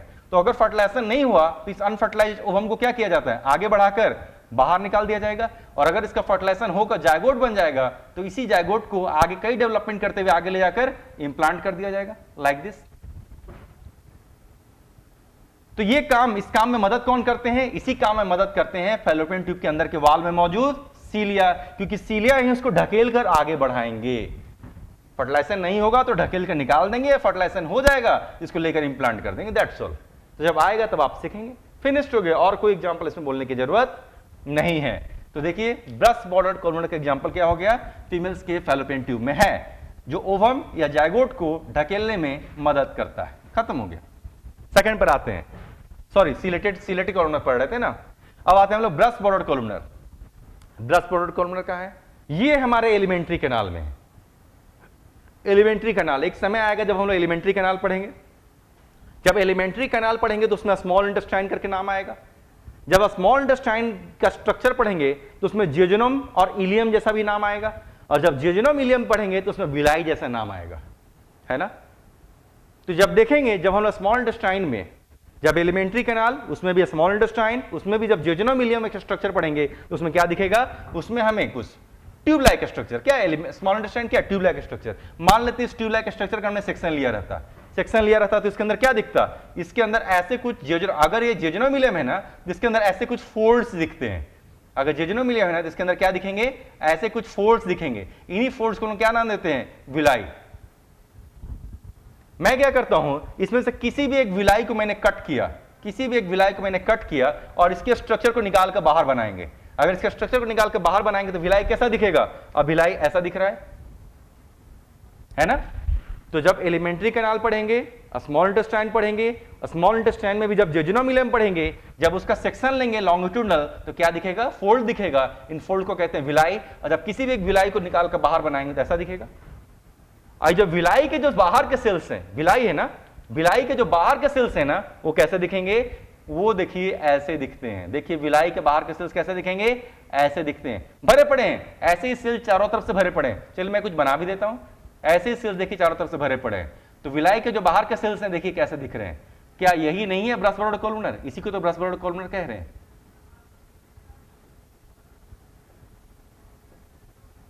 ठीक है, ये देखिए सेम सेल देखिए यहां पर पाए जाते हैं। यानी कि ब्रश बॉर्डर कॉलमनर वैरायटी कहां पाए जाते हैं, jejunum and ileum of small intestine. कहां पाए जाएंगे, jejunum and ileum of small intestine में ये पाए जाते हैं। और क्या बनाते हैं, ऐसे जो सेल्स बनाते हैं ना, या ऐसे जो स्ट्रक्चर बना रहे हैं, इसी को कहते हैं लोग माइक्रोविलाई, है ना। क्या बनाते हैं, एंड मिक्स माइक्रोविलाई। ऐसे स्ट्रक्चर को, ऐसे सरफेस को जियोजेनम इलियम में क्या कहते हैं, इसी को हम लोग माइक्रोविलाई बुलाया करेंगे। तो लिख सकते हैं एंड मिक्स माइक्रोविलाई। फिनिश्ड हो गया, इसमें और कुछ बोलने की जरूरत नहीं है फिलहाल। देखता हूं अभिजीत कुमार ने कुछ पूछा है, लग रहा है सर मेल ह्यूमन बॉडी में तो सिलेटेड कॉलमनर एपिथेलियम तो एब्सेंट होते होंगे, फिर से सर मेल ह्यूमन बॉडी में तो सिलेटेड कॉलमनर एपिथेलियम तो एब्सेंट होते होंगे। ठीक है, मैं इसको थोड़ा सा करेक्ट कर ले रहा हूं अपने आप को। इसमें कोई शक नहीं कि मेल के अंदर तो फैलोपियन ट्यूब नहीं है, तो सिलेटेड कॉलमनर वैरायटी को तो एब्सेंट होना चाहिए। आपने जो कहा बिल्कुल सही कहा, लेकिन इसमें थोड़ा सा पेंच है, क्योंकि देखिए आप जो भी साइंस पढ़ रहे हैं ना, आपको मैं क्लास 11-12 की साइंस पढ़ा रहा हूं। क्लास 11-12 की साइंस के बाद फिर एमबीबीएस की साइंस आती है, उसे यूजी कहते हैं, अंडर ग्रेजुएट कहते हैं। उसके बाद एमडीएमएस की साइंस आती है, उसे हम लोग पीजी कहते हैं। उसके बाद एमसीएच और डीएम की साइंस आती है, जिसे सुपर स्पेशलाइजेशन कहते हैं, है ना। कहने वाला कि साइंस वो नहीं एग्जैक्टली जितना आप पढ़ रहे हैं, बल्कि साइंस वो है जो कि इतना ज्यादा पढ़ने के बावजूद भी अभी पूरा नहीं हुआ होगा। तो साइंस का कोई लिमिट नहीं है। तो एग्जैक्टली चलिए, आपका क्वेश्चन बिल्कुल जेन्युइन है, आपका आंसर भी बिल्कुल जेन्युइन है आपके स्तर के लिए, लेकिन वाकई सिलेटेड कॉलमनर क्या मेल में बिल्कुल नहीं है? तो जवाब है। कहां पर है फिर सिलेटेड कॉलमनर? तो कहा जाता है कि जो सिलेटेड कॉलमनर वैरायटी है मेल में, जब मेल टेस्टिस आप पढ़ेंगे ना, तो उसमें इपिडिडाइमिस नाम का स्ट्रक्चर आएगा। जब मेल टेस्टिस हम लोग पढ़ेंगे तो मेल टेस्टिस के भी अंदर एक इपिडिडाइमिस नाम का स्ट्रक्चर आएगा, वहां पर सिलेटेड कॉलमनर वैरायटी होते हैं। यही नहीं, जैसे यहां पर हम लोग पढ़ रहे हैं ना कि जेजुनोमिलियम में ब्रश बॉर्डर है ना, तो कहा जाता है कि जेजुनोमिलियम में सिर्फ ब्रश बॉर्डर ही नहीं होते, बल्कि जेजुनोमिलियम में क्या होते हैं, कुछ हद तक सिलेटेड कॉलमनर भी होते हैं, है ना। ये बिल्कुल सही चीज है। तो अगर आपको सिलेटेड कॉलमनर के कुछ और एग्जाम्पल दिमाग में रखने हैं तो हमेशा ध्यान रखिएगा कि कुछ हद तक ये जेजुनोमिलियम में जो ब्रश बॉर्डर दिख रहे हैं ना, उसके आसपास भी होते हैं, और मेल की इपिडाइमिस में भी होते हैं, बिल्कुल होते हैं। लेकिन मान लेते हैं एक ऐसा क्वेश्चन पूछ दे जिसमें सीधा क्वेश्चन है कि सिलेटेड कॉलमनर के एग्जांपल पहचानिए। पहले ऑप्शन में आपको मान लेते हैं दिख रहा है कि फीमेल का फैलोपियन ट्यूब, और दूसरे ऑप्शन में आपको दिख रहा है एपिडिडाइमिस, और बोथ ऑफ दिस का ऑप्शन नहीं है, तब आप किसको चुनेंगे? वैसी स्थिति में आप फैलोपियन ट्यूब चुनने के लिए मजबूर हो जाते हैं, क्योंकि आपका सिलेबस वहीं तक बढ़ा हुआ है ना। लेकिन रियल में आंसर क्या होना चाहिए था कि एपिडाइमिस में भी है और बोथ ऑफ दिस होगा, लेकिन जनरली बोथ ऑफ दिस का ऑप्शन आपको मिलेगा ही नहीं। तो आपके स्तर के लिए वो आंसर बिल्कुल सटीक है। फिर भी दिमाग में अगर आप रखना चाहते हैं तो साइड में लिखकर जरूर रख लें कि मेल के एपिडाइमिस में भी होते हैं, और साथ साथ खुद यहां पर जहां पर ब्रश बॉर्डर्ड कॉलमनर देखने को मिल रहा है जेजुनोमिलियम के विलाई में, यहां पर भी सिलेटेड वैरायटी होते हैं। लेकिन उम्मीद करते हैं कि इसकी जरूरत उतनी नौबत नहीं आती, क्योंकि एडवांस साइंस है ये सब। ठीक है, आगे बढ़ता हूं मैं। तो देखिए, ब्रश बॉर्डर्ड कॉलमनर के एग्जांपल भी मैंने आपको फिलहाल दे दिया। चलिए तीसरे पर आते हैं हम लोग। इसको मिटा देता हूं मैं पूरी तरीके से, जगह की मुझे कमी न महसूस होती है यहां पर थोड़ी सी। अगले पर आते हैं। अगले का नाम क्या है? अगले का नाम है sensory columnar epithelial tissue. Sensory columnar, सारे कॉलमनर सेल्स होंगे। चलिए बना लेते हैं हम लोग।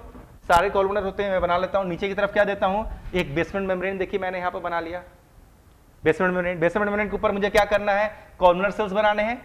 कॉलमनर सेल्स बनाने हैं। कॉलमनर सेल्स बनाने हैं तो न्यूक्लियस कैसे रखने हैं? न्यूक्लियस तो हमें लॉन्गिट्यूडिनली उभल और नियर द बेसमेंट मेम्ब्रेन ही रखने हैं। लेकिन इन्हीं कॉलमनर सेल्स के बीच में कुछ और स्पेशल वैरायटी के कॉलमनर सेल्स पाए जाएंगे। चलिए दूसरे कलर्स में बनाता हूं, रेड से। इन्हीं सेल्स के बीच में कुछ लंबे लंबे इस तरीके के स्पिंडल शेप्ड सेल्स पाए जाते हैं। ये भी तो कॉलमनर ही है, अगर आप ध्यान से देखें तो ये भी कॉलमनर ही है, इसका भी न्यूक्लियस है। इन्हीं सेल्स के बीच में कुछ आपको लंबे लंबे इस तरीके के शेप के सेल नजर आएंगे। कुछ आपको लंबे लंबे इस तरीके के शेप के सेल नजर आएंगे। ये सेल्स कैसे हैं? कॉलमनर हैं, लंबे हैं, पतले हैं। यानी कि यहां पर अगर आप देखेंगे तो सारे सेल की लंबाई ज्यादा है। लंबाई मतलब ऊंचाई ज्यादा है, चौड़ाई कम है, कॉलम लाइक दिख रहे हैं। न्यूक्लियस जैसा होता है वैसा ही दिख रहा है। लेकिन इन्हीं के बीच में क्या है? कुछ स्पेशल तरीके के आपको सेल दिख रहे हैं। लेकिन इस तरीके के शेप को पहले तो कुछ नया नाम देना होगा। इस तरीके के शेप को 3 नाम दे सकते हैं। जिस शेप के, देखिए रेड कलर से जो मैंने सेल है तो बनाए ना, इसको इस तरीके के शेप को 3 नाम दिया करेंगे आगे जाकर हम लोग। पहला, इसको स्पिंडल शेप कहा करेंगे, इसी को कॉनिकल भी कहते हैं, और इसी को फ्यूसिफॉर्म भी कहते हैं। ध्यान दीजिएगा, इस तरीके के शेप वाले सेल को हम लोग क्या कहा करेंगे? इसको हम लोग स्पिंडल सेट भी कहा करेंगे। कहीं पर भी अगर ऐसे सेल दिखेंगे ना, इसको स्पिंडल सेट भी कहा करेंगे। इसी को हम लोग कॉनिकल भी कहा कर सकते हैं शेप में, और इसी को हम लोग फ्यूसिफॉर्म इन शेप भी कहा करते हैं। एक ही चीज है, लेकिन ये जो सेल्स हैं काफी यूनिक सेल हैं। क्यों? क्योंकि इनके ऊपर में क्या होते हैं? क्योंकि इनके ऊपर में कुछ सेंसरी हेयर्स होते हैं जो कि सेंस को कैच कर सकते हैं, और इनके नीचे से इनका क्या होता है? इनके नीचे से इनका संपर्क न्यूरॉन से होता है, जो कि मैसेज को आगे ले। यानी ये कुछ स्पेशल तरीके के सेल ऐसे हैं जो कि किसी भी सेंस को क्या कर सकते हैं? कैच करेंगे, और कैच करके उसे आगे की तरफ न्यूरॉन्स के जरिए फॉरवर्ड करेंगे। क्योंकि सेंस कैच कर रहे हैं ना, इसलिए इसका नाम क्या पड़ा? Sensory columnar epithelial tissue. सीधे एग्जाम्पल पर आते हैं। हमारे शरीर में किसी भी सेंस को रिसीव करने के लिए क्या होता है? रिसेप्टर्स। रिसेप्टर्स मतलब जो रिसीव करे उसे कहते हैं रिसेप्टर्स। जैसा टंग, टंग में क्या है? टेस्ट बर्ड्स, आप जानते हैं ना, टेस्ट बर्ड्स को हम लोग कहते हैं गस्टैटो रिसेप्टर्स। वैसे नोज में स्मेल को कैच करने वाले वर्ड्स हैं, स्मेल वर्ड्स हैं, उसको कहते हैं हम लोग ओल्फैक्टो रिसेप्टर्स। तो जो टंग के जो गस्टैटो रिसेप्टर हैं टेस्ट को कैच करने के लिए, नोज के जो ओल्फैक्टो रिसेप्टर है स्मेल को कैच करने के लिए, वो सारे के सारे ऐसे ही तो दिखते हैं। फिनिश्ड हो गया। यानी इसके आंसर में क्या लिख सकते हैं हम लोग? Most of the receptors of body. शरीर के बहुत सारे रिसेप्टर्स ऐसे दिखते होंगे, है ना? तो लिख देता हूं मैं यहां पर तेजी से, most receptors of body, most receptors of body. Like अब एग्जांपल क्या लिखेंगे? गस्टैटो रिसेप्टर ऑफ टंग, टंग में क्या है? Gustatory receptor of tongue. वैसे ही नोज में क्या है? Olfactory receptor of tongue, it is tongue बोल रहा हूं, sorry, olfactory receptor of nose. Nose में क्या है? स्मेल को कैच करते। तो टंग में टेस्ट को कैच करने वाले रिसेप्टर्स हैं, गस्टैटो रिसेप्टर्स कहे जाएंगे, और नोज में स्मेल को कैच करने वाले रिसेप्टर्स हैं, ओल्फैक्टो रिसेप्टर्स कहे जाएंगे। सेंसरी कॉर्नर के ही एग्जांपल होते हैं। यानी सिंपल तरीके से याद रखना है तो आप याद रख सकते हैं कि most of the receptors of body, इसी में चले आएंगे। और चलिए इसको मैं फिनिश करता हूं, अब इसकी जरूरत नहीं है। तो देखिए इसका भी एग्जांपल आपका हो गया। अब एक ही वैरायटी बच गई, वो क्या है? Pseudo stratified. चलिए देखते हैं कैसे। ये एक स्पेशल चीज जरूर दिखेगा। लास्ट वैरायटी है कॉलमनर में, नाम क्या है? Pseudo stratified. स्ट्रैटिफाइड का मतलब क्या होता है? स्ट्रैटिफाइड का मतलब होता है मल्टीपल लेयर्ड, मल्टीपल नहीं, मोर देन 5 लेयर्ड। लेकिन हम लोग तो सिंपल पढ़ रहे हैं। जब सोचिए हम लोग पढ़ के रहे हैं, हम लोग सिंगल लेयर वाले टिश्यू को पढ़ रहे हैं ना, हम लोग तो सिंपल एपिथेलियल टिश्यू पढ़ रहे हैं। और सिंपल एपिथेलियल टिश्यू के सबसे आखिरी जो वैरायटी है उसका नाम क्या है? Pseudo stratified. स्ट्रैटिफाइड मतलब मोर देन 5 लेयर्स, लेकिन स्यूडो मतलब फॉल्स। यानी कि एक ऐसा टिश्यू है जो कि है तो एक ही लेयर का, लेकिन दिखाने की कोशिश ऐसे कर रहा है जैसे कि वो 5 से ज्यादा लेयर का हो। ध्यान दीजिएगा, स्यूडो स्ट्रैटिफाइड मैंने डिस्क्राइब कर रहा हूं यहां पे। तो स्यूडो स्ट्रैटिफाइड में क्या कह सकते हैं? एक ऐसा टिश्यू हम लोग पढ़ने जा रहे हैं फिलहाल जो कि वाकई है कितने लेयर का? है तो एक ही लेयर का, लेकिन एक्टिंग कर रहा है, दिखाने की कोशिश कर रहा है जैसे कि वो 5 से ज्यादा लेयर की थिकनेस हो। तो चलिए देखते हैं कैसे इसको बनाया जाएगा। आगे बढ़ते हैं हम लोग। नीचे की तरफ क्या बना लेंगे? Basement membrane. इस बेसमेंट मेम्ब्रेन के ऊपर ना कई हाइट के सेल होंगे। इस बेसमेंट मेम्ब्रेन के ऊपर क्या होंगे? कई हाइट के सेल होंगे। कुछ सेल्स छोटे होंगे, कुछ सेल्स इससे ज्यादा लंबे होंगे, कुछ सेल्स और लंबे होंगे, कुछ छोटे, कुछ लंबे, कुछ और लंबे, कुछ और लंबे, कुछ काफी लंबे, कुछ इससे भी लंबे, है ना? कुछ सेल्स, दैट मीन्स यहां पर क्या देखने को मिल रहा है? यहां पर देखने को आपको यह मिल रहा है कि सभी सेल की हाइट क्या है? डिफरेंट है। सभी सेल की हाइट क्या है? डिफरेंट है। ओब्वियसली सारे सेल की न्यूक्लियस तो होगी। चलिए मैं सारे सेल की न्यूक्लियस बनाता हूं। सभी सेल, चलिए डिफरेंट कलर्स में दिखाता हूं, रेड से दिखा देता हूं। इस सेल की न्यूक्लियस है, सभी सेल की देखिए यहां पर मैंने न्यूक्लियस यहां पर बना डाली। इसी का नाम पड़ने वाला है स्यूडो स्ट्रैटिफाइड। चलिए अब इसको डिस्क्राइब करना है। पहला तो एक क्वेश्चन आपके दिमाग में आएगा कि वाकई कितने लेयर की थिकनेस है? क्या वाकई सिंगल लेयर की थिकनेस है? तो मैं जवाब दे रहा हूं, बिल्कुल ये सारे सिंगल लेयर की थिकनेस है। सिंगल लेयर की थिकनेस है। इसका सबूत क्या है? सबूत ये है कि इसमें कई हाइट के सेल्स हैं। कुछ स्मॉलर हैं, कुछ टॉलर हैं, कुछ और टॉलर हैं, कुछ और ज्यादा टॉल है, कुछ टॉलेस्ट हैं, कुछ टॉलेस्ट से भी ज्यादा देखने को मिल रहे हैं। लाइक दिस, इसमें कई हाइट के सेल देखने को मिल रहे हैं। लेकिन सभी सेल का संपर्क किससे है? सभी सेल का संपर्क इसके जमीन से है। जमीन मतलब बेसमेंट मेम्ब्रेन से। आप किसी भी सेल को देख ले, आप किसी भी सेल को देख ले, अगर आप ध्यान से देखें तो बेसमेंट मेम्ब्रेन से जुड़ा हुआ है। बेसमेंट मेम्ब्रेन से जुड़ा हुआ है। क्योंकि अगर वाकई अगर मल्टीपल लेयर का होता, तो सिर्फ नीचे के सेल ही क्या करते? जमीन से जुड़े रहते। ऊपर के सेल तो उसके ऊपर होते। इसको हम लोग क्या करते हैं? स्ट्रैटिफाइड। तो स्ट्रैटिफाइड वैसी वैरायटी होती है जिसमें सिर्फ ये भी 5 से ज्यादा लेयर की थिकनेस है पहला, और इसमें सिर्फ नीचे के सेल का संपर्क की जमीन से है, ऊपर के सेल तो जमीन से बिल्कुल टच नहीं करते। ये है वाकई स्ट्रैटिफाइड। लेकिन ये इसमें क्या करें हम लोग? Pseudo stratified. क्यों? क्योंकि देखने पर ऐसा महसूस होता है जैसे कि 5 लेयर की थिकनेस हो। चलिए देखते हैं कैसे। इस जगह पर आप ध्यान से देखें तो देखिए, लग रहा है ये एक लेयर है, इसके ऊपर लग रहा है दूसरी लेयर है, इसके ऊपर लग रहा है तीसरी लेयर है, इसके ऊपर लग रहा है चौथी लेयर है, इसके ऊपर लग रहा है 5वीं लेयर है, इसके ऊपर लग रहा है 6ठी लेयर है। यानी अगर आप ध्यान से देखें तो देखने पर ऐसा महसूस, अगर एक झटके में कोई देख के निकल जाए तो उसको ऐसा महसूस होगा, अरे ये तो कई लेयर की थिकनेस है, ये तो 5 से ज्यादा लेयर की थिकनेस है। लेकिन सच क्या है? सच ये है, इस एक ही लेयर की थिकनेस है, क्योंकि सभी सेल का संपर्क बेसमेंट मेम्ब्रेन से है। बस अंतर क्या है, इसमें कई हाइट के सेल हैं और जनरली जो लंबे वाले सेल होते हैं ना वो कम हाइट के सेल को छुपा कर रख लेते हैं, ढक करके रखे रहते हैं। इसी का नाम पड़ा स्यूडो स्ट्रेटिफाइड। थोड़ा सा मॉडिफिकेशन भी उसमें होता है। सबसे ऊपर के जो सेल होते हैं ना, जो सबसे टॉलेस्ट सेल हैं, इनके पास तो सीलिया भी होता है। जो टॉलेस्ट सेल्स हैं ना, इनके पास तो सीलिया भी होता है। तो इनको फायदा क्या मिला? इनको दो फायदा मिल गया। पहला तो फायदा मिला कि इनके पास सीलिया है तो किसी खास चीज को ढकेलते होंगे, और दूसरा फायदा क्या मिला है, तो सिंगल लेयर का, यानी जो भी हो जगह तो थोड़ा कम ही घेरेंगे, जगह तो थोड़ा कम ही घेरेंगे। लेकिन फायदा क्या हो गया, सिंगल लेयर होने के बावजूद इसने क्या दे दिया, प्रोटेक्शन प्रोवाइड करना शुरू कर दिया। क्योंकि याद कीजिए मैंने आपको बताया था सिंगल लेयर होंगे जिसको हम लोग सिंपल कहते हैं, अभी हम सिंपल पढ़ भी रहे हैं। सिंपल क्या नहीं दे सकता था, तो मैं बार बार बोल रहा था प्रोटेक्शन नहीं दे सकता था। लेकिन देखिए एक्सेप्शनल केस है सिंपल एपिथेलियल टिश्यू का जो आखिरी वैरायटी है, जिसको pseudo stratified columnar epithelial tissue कहते हैं, ये प्रोटेक्शन भी दे सकता है। कैसे? क्योंकि अगर इसमें सबसे ऊपर के सेल अगर डैमेज भी हो गए, सबसे ऊपर का सेल अगर डैमेज भी हो गए, तो क्या पूरी तरीके से डैमेज हुआ? नहीं डैमेज हुआ, अभी भी सारे सेल्स बच गए। यानी कि exceptional case, simple epithelial tissue single layer का है, आखिरी वैरायटी स्यूडो स्ट्रेटिफाइड कहा जाएगा। मल्टीपल लेयर्स दिखाने की कोशिश कर रहा है, मतलब थोड़ा बहुत प्रोटेक्शन करने की भी ताकत इसके पास चली आए। फिनिश्ड हो गया। सीधे आते हैं एग्जाम्पल पर। कहां कहां है, तो हमारे शरीर में दो जगह पर है, ये खासकर दो जगह पर है। कहां पर? Trachea and primary bronchi. Trachea and primary bronchi, ये दोनों क्या है? हवा के रास्ते हैं ना। ट्रैकिया और प्राइमरी ब्रोंकाई क्या है? हवा के रास्ते हैं।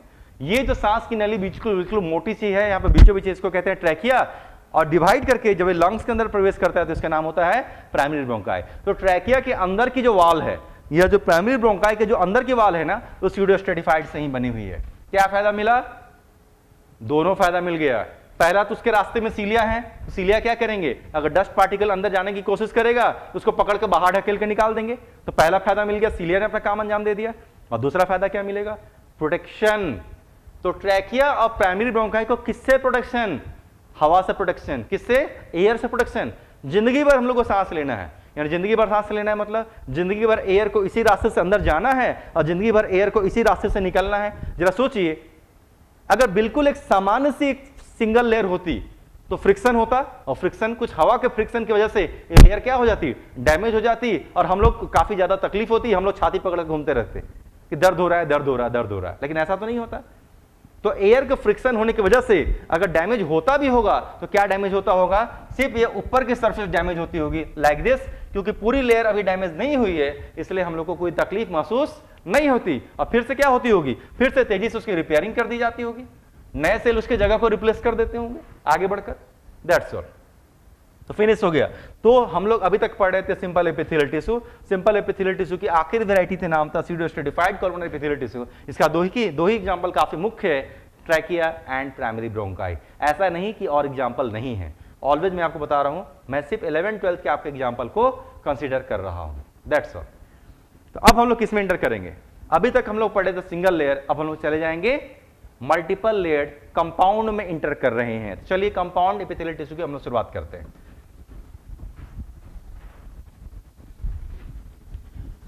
तो अब हेडिंग देखिए हमारी चेंज हो रही है। हेडिंग क्या हो गई? अब हेडिंग हो गई हमारी कंपाउंड एपिथेलियल टिश्यू। और याद रखिए मैंने आपको बताया था कंपाउंड एपिथेलियल टिश्यू में कितने वैरायटी हैं? दो वैरायटी पढ़ने हैं। जैसे ही आपने कहा मल्टीपल लेयर है, कंपाउंड एपिथेलियल टिश्यू मतलब क्या? इसी को तो कहते हैं हम लोग मल्टीलैमिनर। मल्टीलैमिनर मतलब मल्टीपल लेयर्ड। तो मैंने आपको पहले ही बता दिया था इसमें दो ही वैरायटी है, कल मैंने लिखा भी था यहां पर, दो ही वैरायटी है। अगर लेस देन 5 लेयर है, लेस देन 5 लेयर है, तो उस वैरायटी को क्या कहा करते हैं? उसको कहा करते थे ट्रांजिशनल। और अगर मोर देन 5 लेयर, अगर मोर देन 5 लेयर है, तो इस वैरायटी को क्या कहा करते हैं? इस वैरायटी को कहा करते थे हम लोग स्ट्रेटिफाइड, है ना। जिसमें कितने वैरायटी होंगे? इसमें 5 वैरायटी और आएंगे।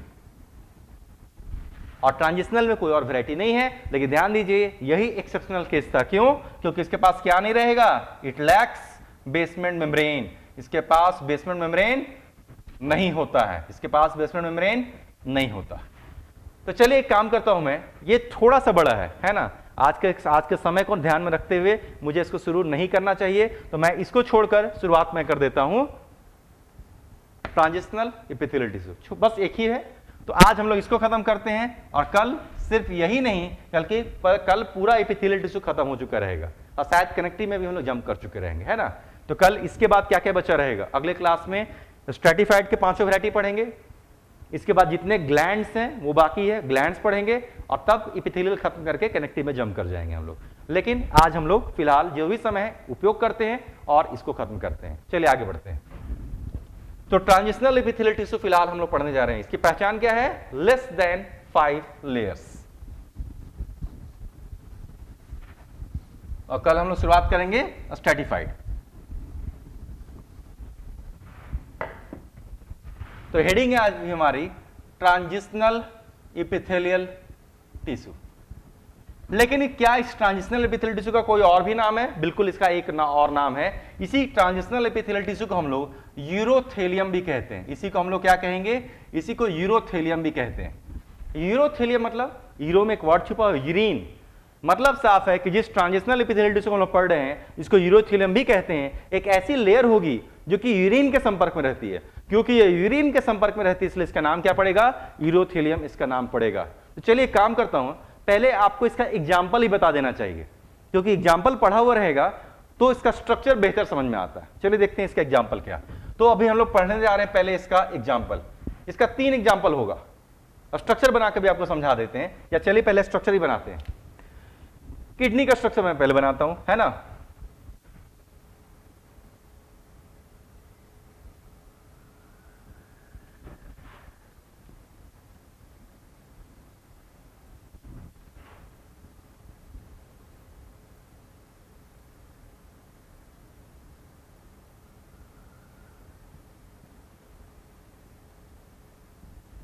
बेसिक स्ट्रक्चर काफी बेसिक तरीके से मैंने आपको समझाने की कोशिश करी। 3 जगह पर ट्रांजिशनल एपिथेलियल टिश्यू, ये क्या है पहले मैं नाम से थोड़ा परिचय करा देता हूं। ये क्या दिख रहा है, इसे हम लोग कहते हैं किडनी। जब पढ़ेंगे तो देखिएगा, किडनी से जो डक्ट बाहर निकलता है इसको हम लोग क्या बोलते हैं, किडनी से जब डक्ट बाहर निकलता है ना तो थोड़ा सा चौड़ा रहता है, इस जगह को कहते हैं हम लोग रीनल पेल्विस। किडनी से जो डक्ट बाहर निकल रहा है ना, आप देख रहे हो थोड़ा सा चौड़ा दिख रहा है, इस जगह को कहते हैं रीनल पेल्विस।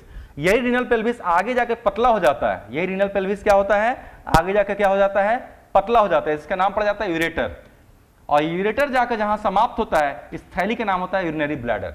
3 नाम ध्यान रखना है यहां पर आपको। तो किडनी से जो डक्ट बाहर निकल रहा है काफी चौड़ा, इसका नाम क्या है, रीनल पेल्विस।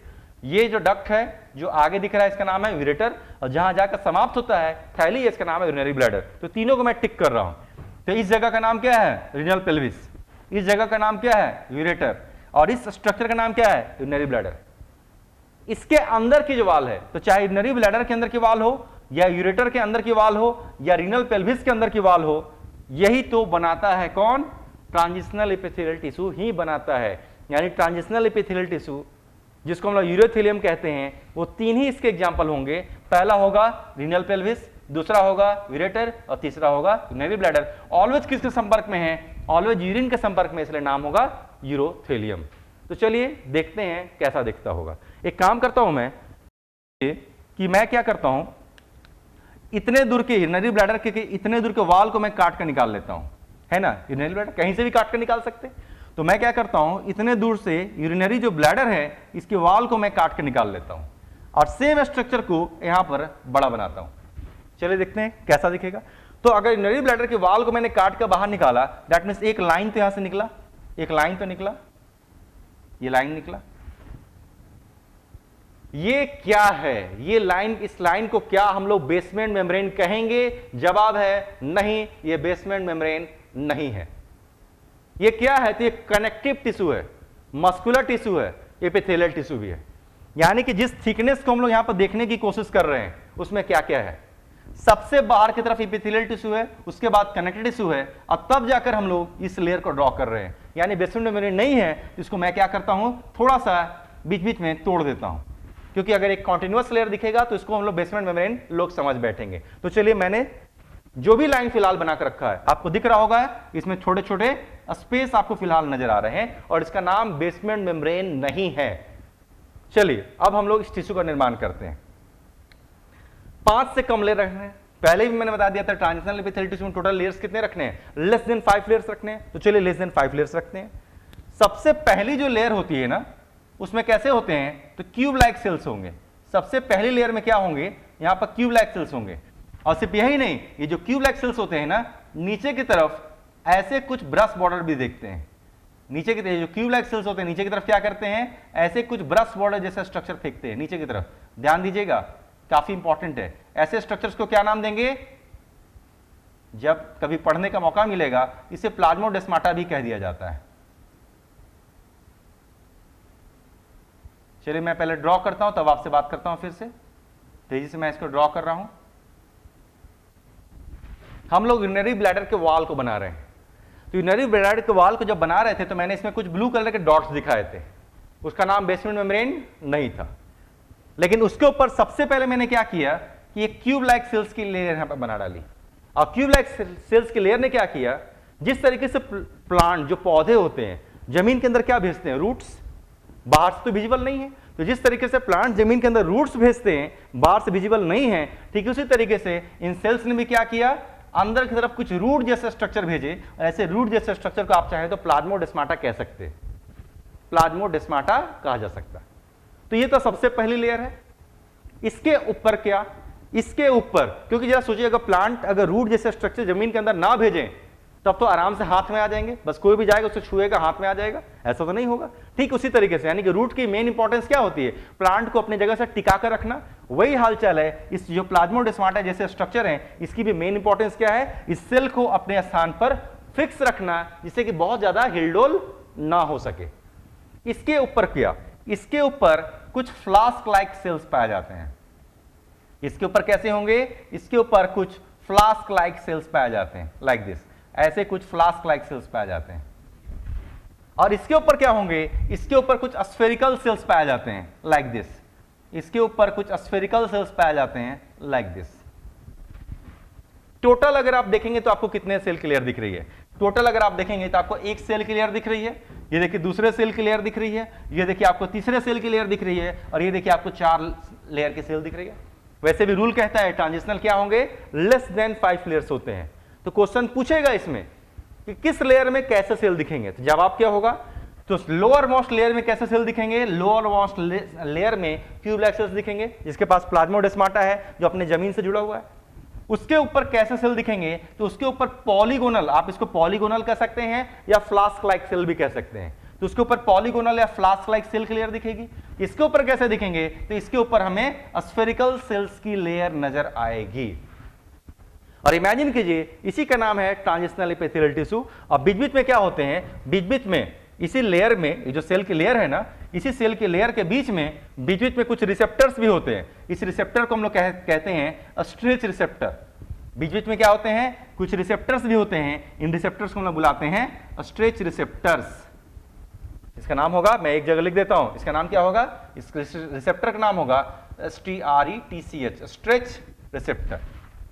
अब इमेजिन कीजिए, ये जो है ना, यही जो लेयर है, ये चारों तरफ है, चारों तरफ ब्लैडर की पूरी अंदर की वॉल इसी थिकनेस से बनी है पूरी। ये जो थिकनेस, आपको मैंने थोड़ा सा हिस्से को बनाया, मैंने सिर्फ इतने हिस्से का निर्माण किया, लेकिन सेम टिश्यू चारों तरफ से है। सेम टिश्यू इसके अंदर की वॉल में भी है और इसके अंदर की वॉल में भी छुपी हुई है। चलिए देखते हैं इससे फायदा क्या होगा, काफी ज्यादा फायदा इसको मिलेगा। ये जो यूरिनरी ब्लैडर है ना, इसकी जो कैपेसिटी है ना, हाईली वेरिएबल है। एक एडल्ट व्यक्ति के अगर यूरिनरी ब्लैडर की बात करें तो सामान्य परिस्थितियों में इसके अंदर कितना यूरिन स्टोर्ड हो सकता है, तो 250 ml के आसपास ही होता है। लेकिन क्या 250 ml ही स्टोर कर सकता है, जवाब है नहीं। इसके बाद इसमें क्या होगा, जब तक इसमें लगभग 250 ml यूरिन को स्टोर करने के लिए ना, इस टिश्यू में फिलहाल इमेजिन कीजिए यहां पर 250 ml यूरिन आ गया, और जब तक इसमें 250 ml यूरिन के आसपास एक्यूमुलेट होता रहता है ना, तब तक इस टिश्यू में कोई परिवर्तन नहीं होता।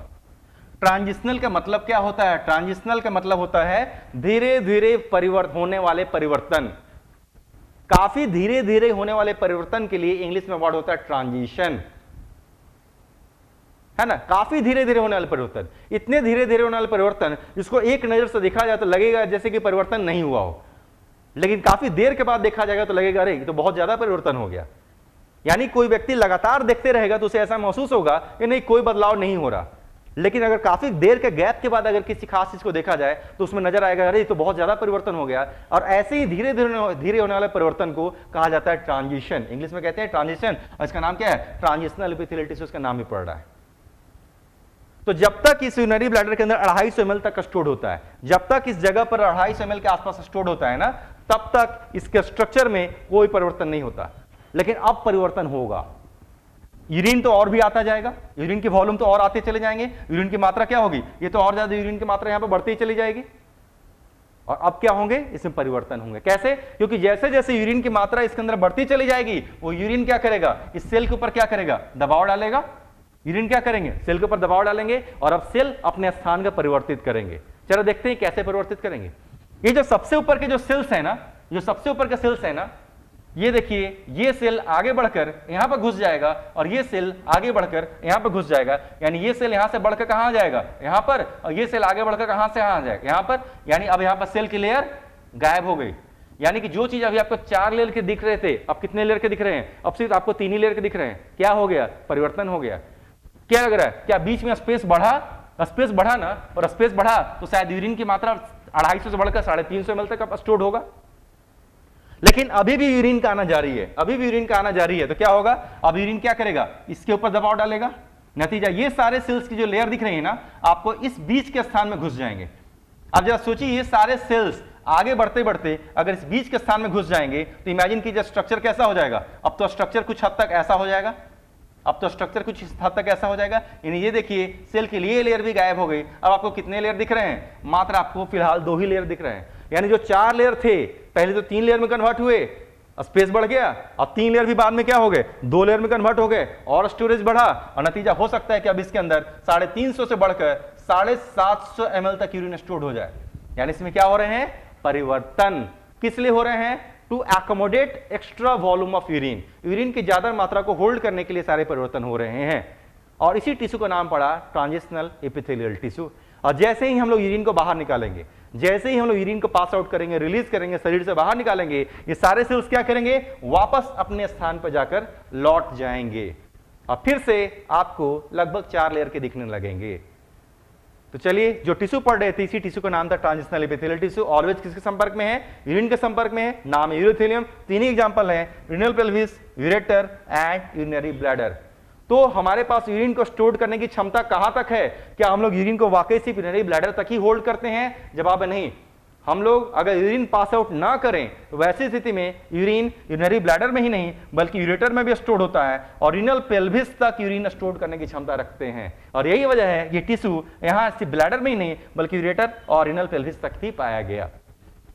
तो चलिए, इस टिश्यू को भी आज हम लोग ने समाप्त कर लिया है। समय की कमी है हम लोग के पास, तो अगले क्लास में हम लोग जो भी बाकी एपिथेलियल टिश्यू खत्म करेंगे और तेजी से कनेक्टिव टिश्यू में हम लोग जंप करेंगे, क्योंकि कनेक्टिव टिश्यू थोड़ा सा बड़ा पोर्शन आता है। चलिए, thank you to all of you. कुछ डाउट होगा जरूर पूछिए।